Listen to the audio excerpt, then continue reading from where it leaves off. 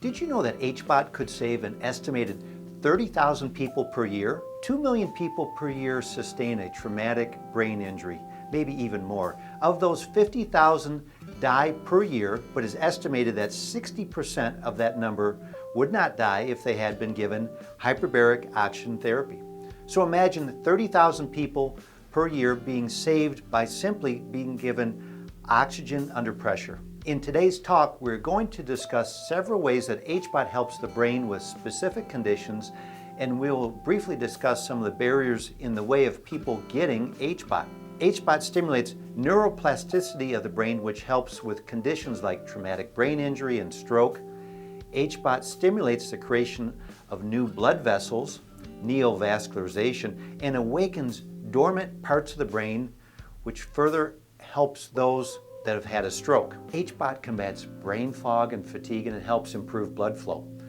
Both of those aid in helping those with long COVID-related brain injuries. Also, early evidence is showing HBOT decreases amyloid plaques and increases memory retention with those with cognitive decline. HBOT helps build back reserve capacity that the brain has lost due to prior injury to trauma of various kinds, including physical or chemical or drug related. So what are the barriers to HBOT? One barrier is that it is assumed that in 3 to 6 months, patients will be healed from the effects of mild concussion.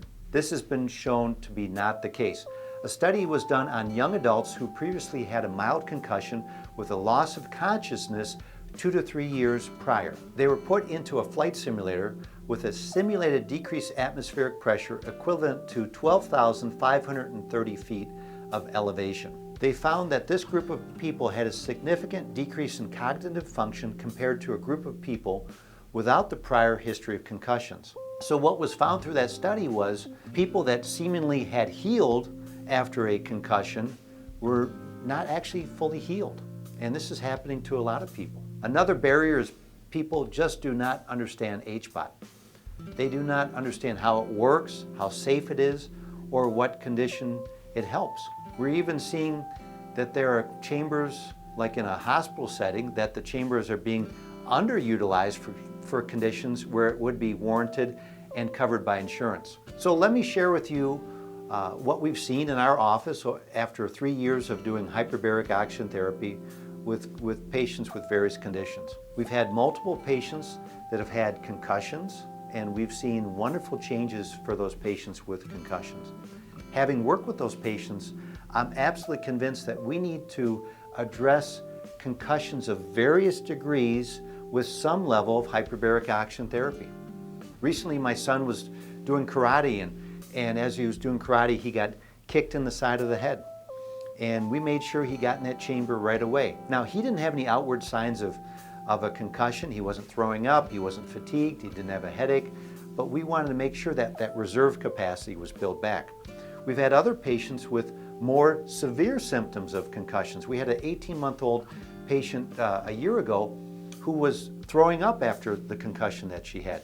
Now, the parents of this child was told that this girl was too young to have a concussion. Well, that didn't make sense to the mom, so the mom contacted us and we placed a rental chamber in their house. They got to see this child in 2 months get 80% better. So that was neat to see this child getting better. We had a patient who had a stroke a couple years before coming in, who we saw wonderful changes in his ability to engage with his friends, with his wife, to have energy, to have his sense of humor back. And it was really exciting to see him progress with hyperbaric oxygen therapy.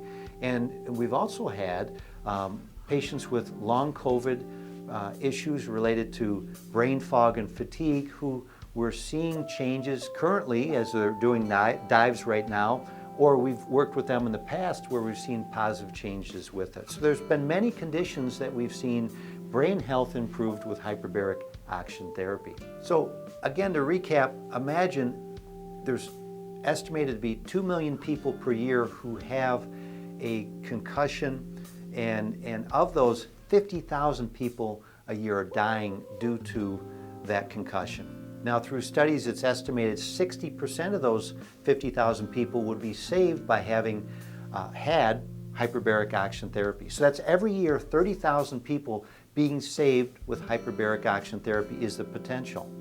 So we've got a lot of opportunity with smaller injuries, bigger injuries with hyperbaric oxygen therapy. If you have any questions, please feel free to leave those in the comments section below. Also, if you have any suggestions for future topics, you can leave those in the comments section below. To learn more about our clinic, see our website listed in the description below. As always, it's been a pleasure to talk to you. I look forward to talking to you on our next video.